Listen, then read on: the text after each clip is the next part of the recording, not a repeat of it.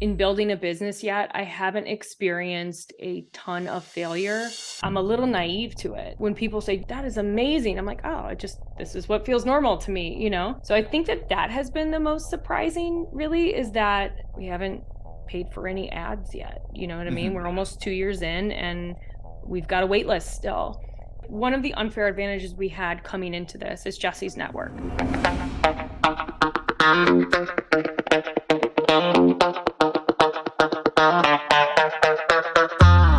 Hi, nice to meet you. Nice to meet you too. Is it Seva? Is that how you pronounce it? Sieva. Sieva. Okay, yeah, I butchered it. Sorry about that. So thank you for joining me today. I'm super excited to interview you and learn a little bit about your story, your background, how you got to where you are today, because it doesn't seem like you've had a conventional startup story. As far as I can tell, every other startup person I know, they either dropped out of college to start a startup or they did right after college and they've always been tinkering with companies. But your story, from what I can tell on LinkedIn and whatnot, it seems like you went and you got a real job and you worked at a real company for a decade. And now you're running this really successful company. So I'm looking forward to learning about that. But I guess tell me a little bit about yourself and anything that you think folks should know about you. First of all, thanks for having me, actually. It's nice to be able to connect with people and share the story, and it could inspire somebody else, which feels awesome. But yeah, I grew up in St. Louis. Actually, my co-founder and I met in 7th grade. We had algebra together, and he's like a brother to me, and I'm a sister to him now, pretty much. But we met back then, kind of grew up, had our childhood in St. Louis. I went to school in North Carolina in Chapel Hill. And then kind of between my junior and senior year of college, I took an internship with a trading firm here in Chicago and came back when I got the full-time offer from them, came back. I was coming out of an undergraduate business program, highly ranked one. So your options, if you were quote unquote doing it right, were trading, consulting, or banking. And trading was a lot more fast paced, which I liked. So I started trading for them right after school. And and obviously stayed with them for a very long time. A couple years into trading, I kind of leaned into a partner and I was like, they had about 100 people at the company, but it was well known that we were going to grow and scale pretty quickly, this company. And I kind of leaned into a trader and I was like, hey, like I want to start your recruiting portion of the business. And like literally he was like, yeah, you should do that. Go for it. Just gave me the green light. And so it was awesome. You don't get that opportunity all the time, but I thank him a lot for that. But, gave me the opportunity to build something within, I kind of had the safety net of being within a company and having some supports, but I built their campus recruiting education program, like learning and development. When I was there, like in that seat, I built a whole team eventually, but when I was in that seat, we hired probably 400 people in my time there. Once I Wow, kind of built that well-oiled machine. So yeah, so the company that's kind a of lot of during my people. time there, the company overall, I think got up to probably 750 from that 100 when I started, or less than 100 when I started. So, and I was responsible for a large portion of those and kind of building something that would live on too. What exactly were they doing? Can you educate? Like, I don't know anything about trading Yeah. firms, so you're gonna have to tell me. Like, I'm a 5-year old, but what did they do, and like, why were they so successful that they could grow so fast? Yeah, so it's a proprietary trading firm, which means they don't have any outside investors. They trade the firm's capital. So candidates typically had a very good like math acumen. They could do math very quickly on the fly in their head. Math problems made sense to them. They were fun to them. It kind of actually started, when I was there, it was more trading was still on the floor. So I did my internship in the pits on, in the Chicago Board of Trade. But it's continue to be in the floor. There's still some people on the floor actually, but it's phased out over the last 10 years or so. There were right at the time when I joined, the screen trading was starting to take over the volume from the floor. So there was another element of not just the physical piece of being and the aggressive piece of being on the floor. You had to have that. Now, you didn't necessarily need that piece, but you did need someone with some software knowledge or some advanced Excel. And like I said, that math acumen in general was very successful in that position, or could be. So, and someone who not an academic so much. Academics kind of like that long, they're much more comfortable with the long turnaround for their questions and answers, kind of that feedback loop, where traders want that very quick feedback loop. So the candidate shift that happened when I was there was focused. All of a sudden, we were searching for people who didn't have finance backgrounds. We were looking for engineers and convincing them of finance being trading being a great career opportunity for them, which many of them are wildly successful in it and love it. So that's what I spent a lot of my time doing there, which also involved building things like an internship program. So kind of building your talent pipeline before you needed it. In that position within that firm, I gained a lot of the people ops. I was designing, like I said, the learning and development program that came after you onboarded someone who had no idea about trading, what it was, or finance in general in the markets. There was a whole onboarding that had to happen after that so that by the time they got to the desk, they were somewhat effective. So I designed that program. So this was like your first, that really was, it was like internal to a company, but it was basically a startup around people management and recruitment and talent management. Yeah, 100%. And the company was growing so fast just because it was like an incredible training firm, I guess. Because from 100 to 700 employees, that's amazing. Yeah, and it was a wild time. In 2009, I was actually at a career fair at MIT the day of the Lehman Brothers incident, and our firm was able to take a large piece of that position and liquidate it. Partly because of that, then they had a bunch of excess capital at that point.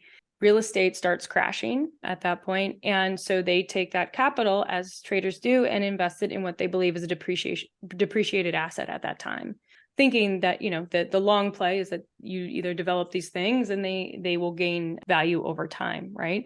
So that was about the time I had built that well-oiled machine in recruitment. Can I ask one more question on that? Yeah. Sorry. Just because this is a totally new world for me, and I feel like a 5-year-old. When you say they liquidated the Lehman position and made what it sounds like a bunch of money on it, what does that mean in kind of simple terms?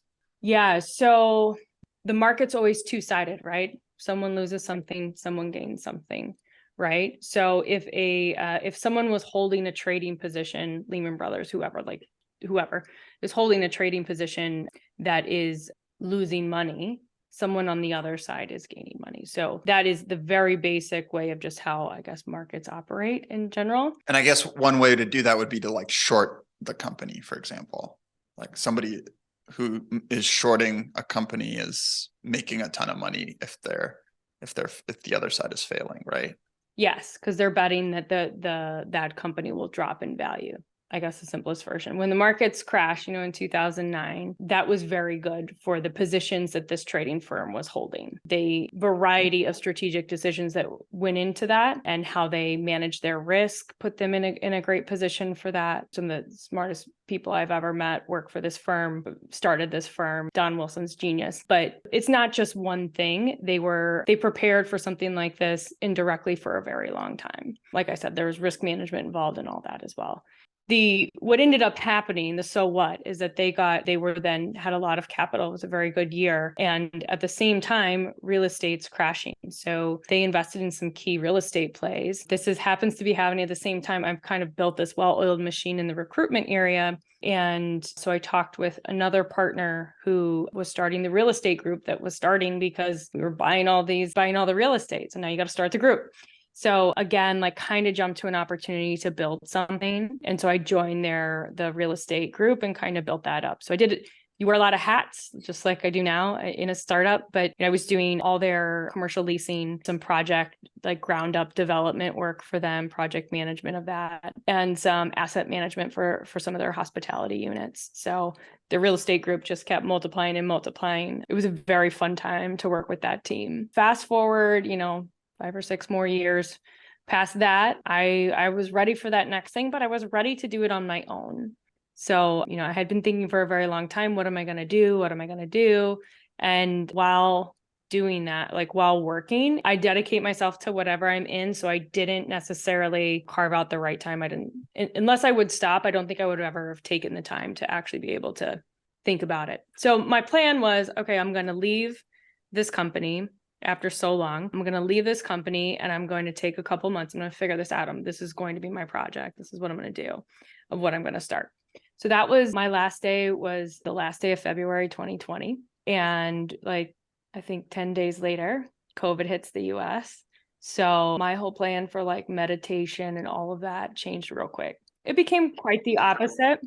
I had two kids who are both young elementary school students. And so now I'm a stay-at-home teacher during COVID when my kids were home for, over a year. A few months into that, I did take on some consulting. I started some HR consulting work, partly probably out of fear. Like it was a weird time. Like there all of a sudden there were no jobs to even look for. If I decided now's not the right time to make a jump to start your own thing. I'm watching my 401k tank as the markets tank. And so I'm like, all right, I'm just going to take some consulting work. So I took some consulting work. It was supposed to be a 6-week engagement. It ended up lasting 6 months, kind of building this HR org. And I was like, all right, now I'm getting the feel of like, I think more of something of what I want to do.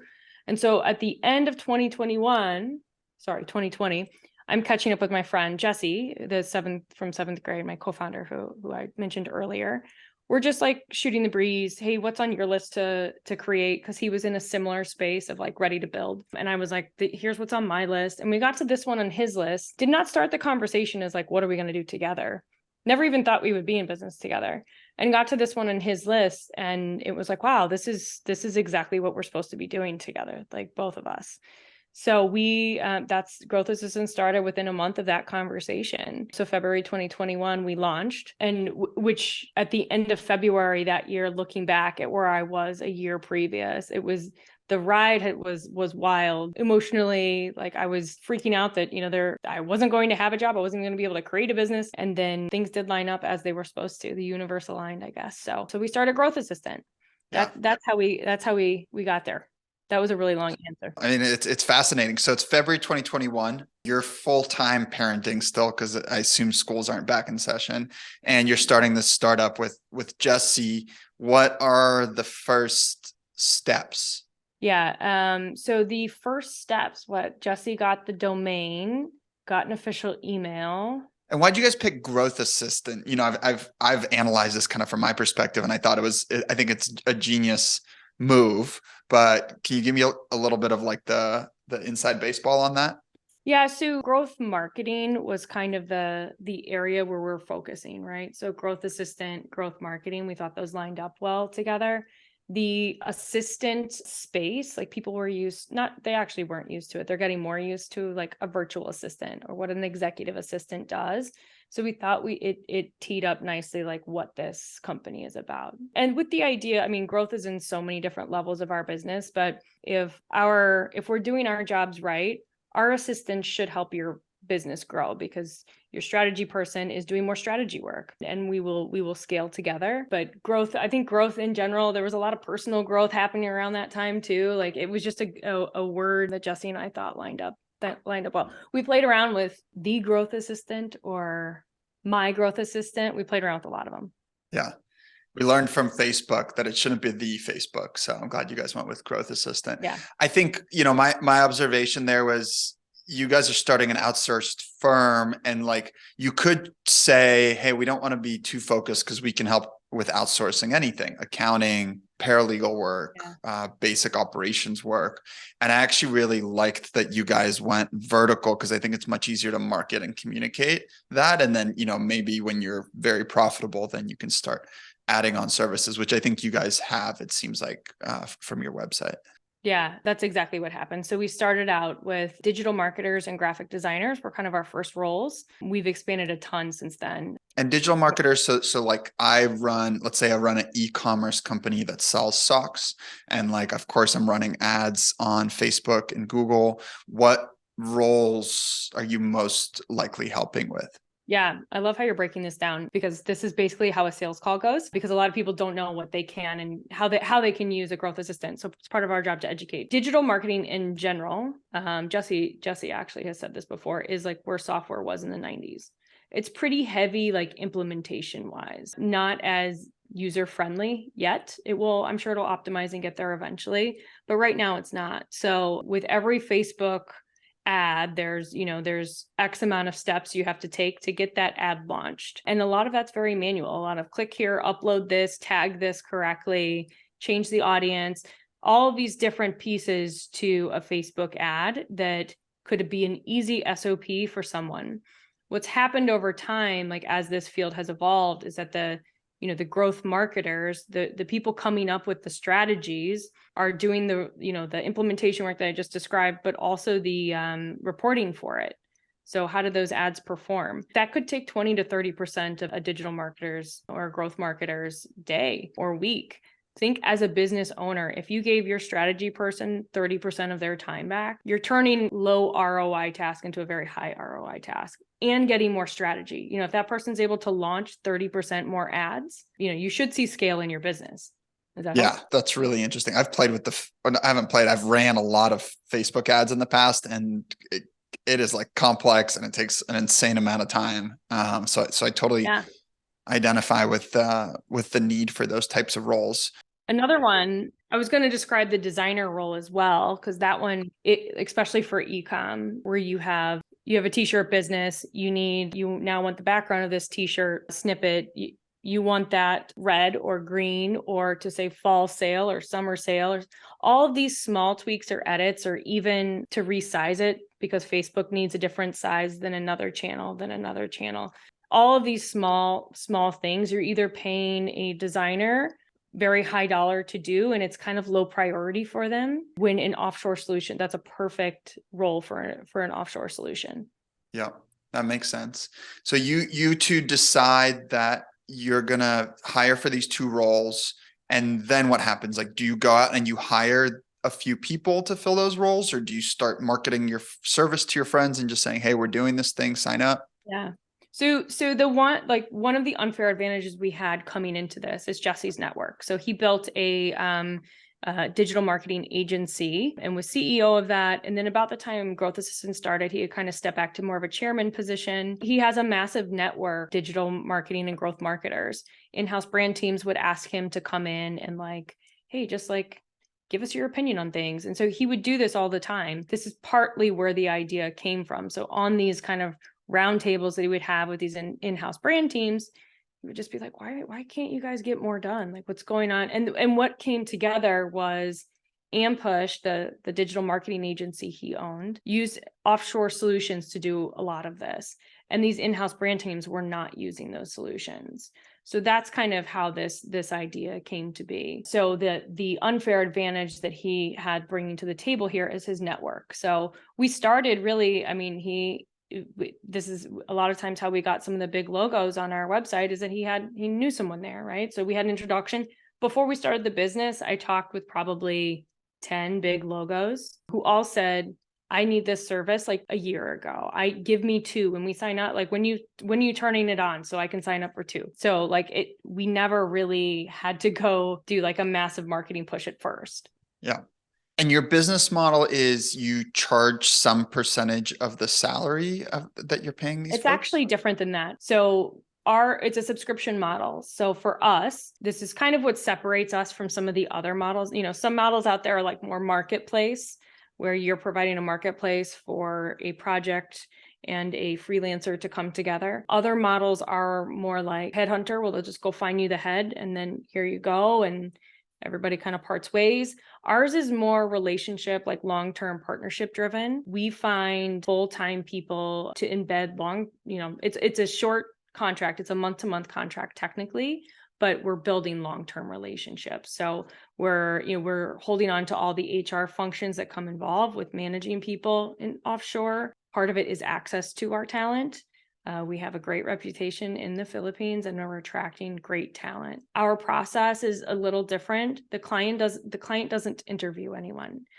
We get very aligned up front on the job description and what this person will be doing. And we're very upfront and saying, no, we can't do that, or that's a unicorn position. It doesn't exist. We're not going to promise you we can find that. So we're pretty candid with everybody. And then we go find the talent. So we do all the vetting. This is where my people ops genius comes in. Is my brain has this like matching engine component that I think is my genius. And that comes out in people operations. So I've been able to kind of operationalize like what I put together before to be able to vet the talent and assess and do a full assessment. So that way, when we show up on the kickoff call with the client, that's the first time the client's meeting the GA. They're off to the races after that. The clients, so the client is very hands off. They're like, great, They're here. Here we go. Here are my SOPs. Here's what I want you to do. And then we continue to build that relationship, check in on both. Sometimes, a client, depending on where they are with their business needs, they may need a digital marketer for 3 months, but then decide, you know what, we're scaling back that operation, but we're pivoting our business. We now need a designer. So then we come in and we flip flop. So we're kind of more of a partner, a talent partner, than like a quick marketplace. Yeah, And I like that. we think we're taking a lot of the risk out of the marketplace model by being that solution. It's not for everybody. Like it's not the best fit for everybody, but for our clients, it seems to work really well. So our model, the question you asked was about pricing. Our fee structure is, depending on the role, we start at $3,000 a month. It's a flat fee. It's like a subscription model. So every month you have the GA, that gets you basically a full-time GA for that month. There are premium levels depending on if we need to go outside of our typical job description. For most of our roles are that $3,000 per month. And then on the back end, if you have this digital marketer that works with the company for 3 months and then they cycle off and another client doesn't need them, do you guys try to keep them on your payroll, or are they usually out there looking for another consulting gig? We try to keep them on our payroll. So we build in on both sides, but like on the if a client needs to wind down a position, we usually have a 30-day notice is what we ask for. So that gives us 30 days to find that, to make another good client match for that growth assistant. And the client's always what's best for the growth assistant too. So if 2 weeks into that, we find someone, most clients are like, great, like, yeah, I really want this person to have great next opportunity. And they release them a couple weeks ahead of time if we find that match sooner. Got it. What's been the most surprising part of running this type of business? So when I talk to people about it, I think because I haven't, in building a business yet, I haven't experienced a ton of failure, or like it was hard to find clients and stuff like kind of those struggles. I'm a little naive to it. When people say, that is amazing, I'm like, oh, this is what feels normal to me, So I think that has been the most surprising, really, is that this seems so different than a lot of other entrepreneurs that I talk to on the experience. We haven't paid for any ads yet. You know what I mean? We're almost 2 years in and we've got a wait list still. So I'm working on hiring more salespeople to, bring that wait list down. But it really started within a couple months. We were in a newsletter and all of a sudden I had 14 inbound from that newsletter.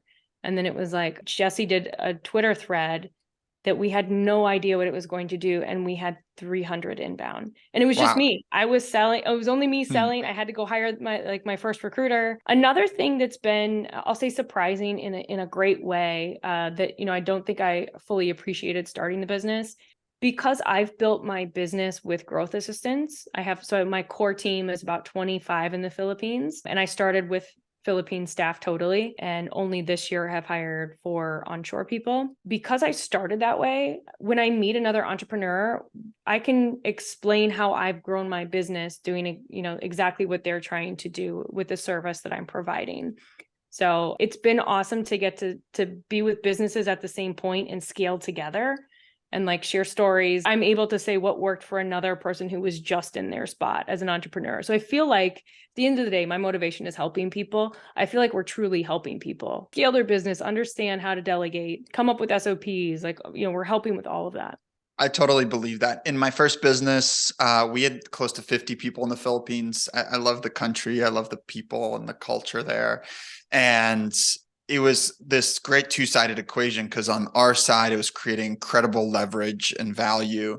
And then in the Philippines, like, they love us, and they love the culture of the company and like everything that we built there. So I felt like it was a win-win. So I'm totally with you. And many of my companies since have been folks in the Philippines, and a lot of the people that actually worked with me in that first company are still working with me today, which is really fun. Yeah.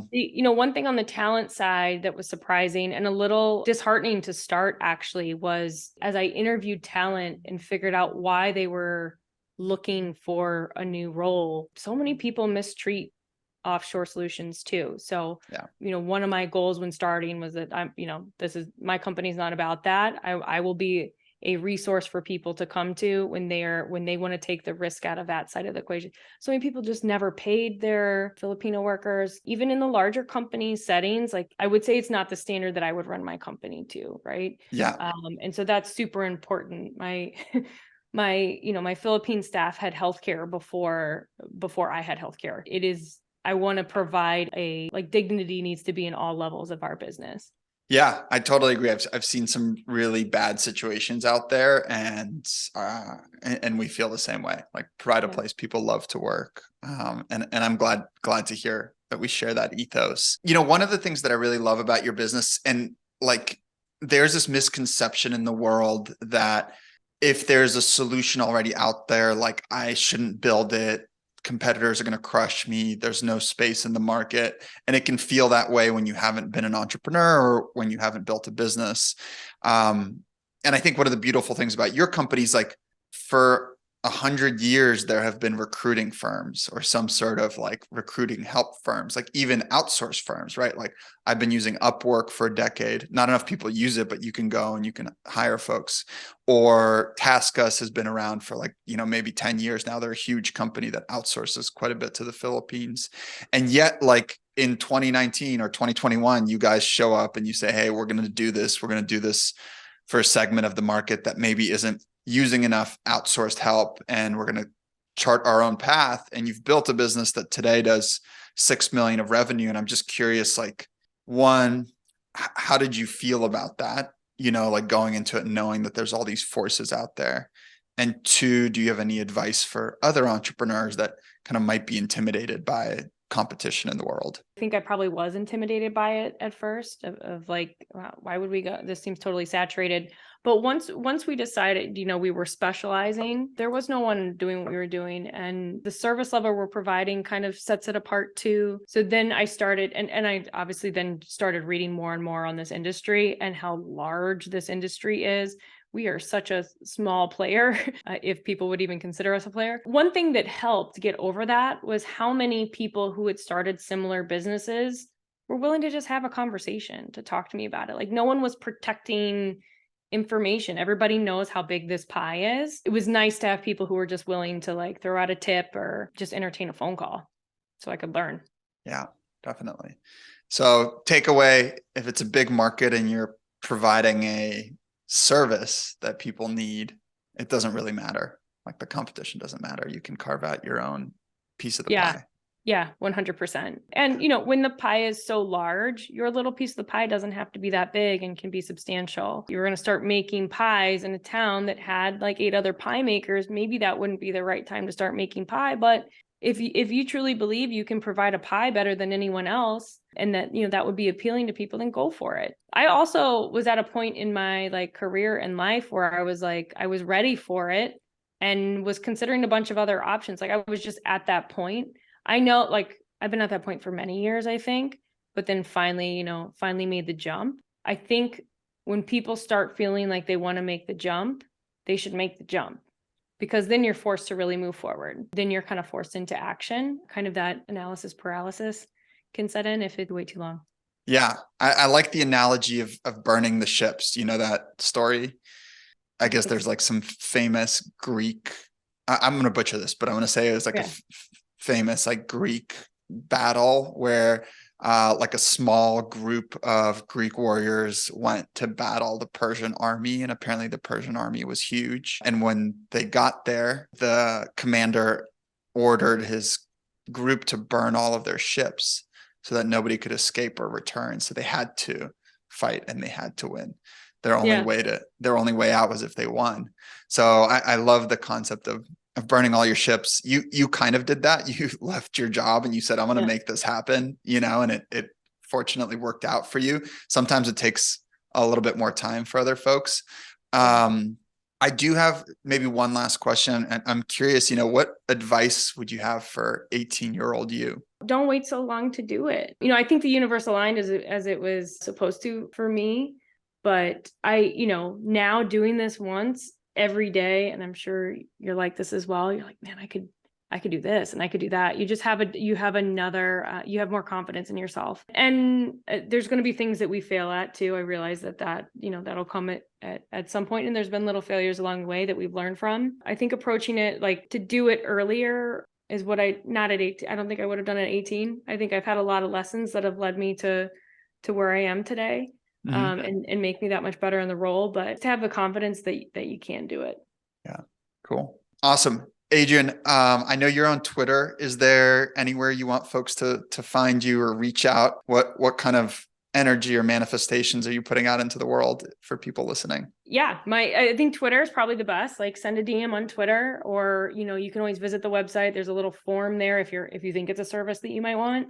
There's a little form there, and we get back to people pretty quickly. But if for any like personal questions or follow up, Twitter's the best. Adriane, this was great. I know you're super busy running an awesome business. I really appreciate you taking the time and sharing your story. Yeah, thanks for chatting. This was great. I like the fluidity of this.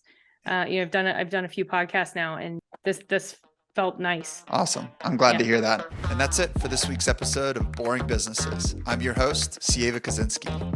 Thank you for watching or listening today. Any resources we mentioned during the show, we'll make sure to link in the show notes or below the video. If you're listening to this on Apple or Spotify, please leave me a review. It really helps me learn, and it allows other people to discover the podcast as well.